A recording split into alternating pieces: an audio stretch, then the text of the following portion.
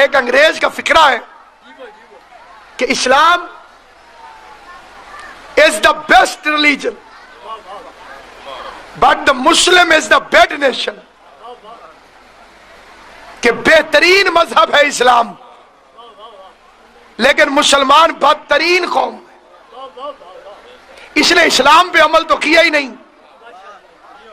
اس نے دین تو اماموں سے سیکھا ہی نہیں، اس نے اماموں کی جگہ بادشاہوں کو راہبر بنا لیا۔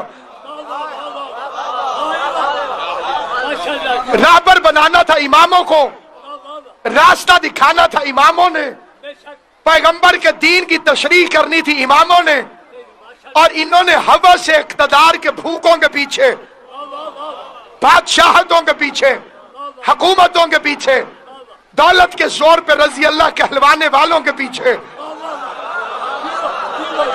اگلا فکرہ کہتا ہوں جس نے فکرے پر توجہ نہ کی اس پہ مجھے کوئی اعتراض نہیں، اور جس کے پاس علم ہوگا اسے بات سمجھ آئے گی۔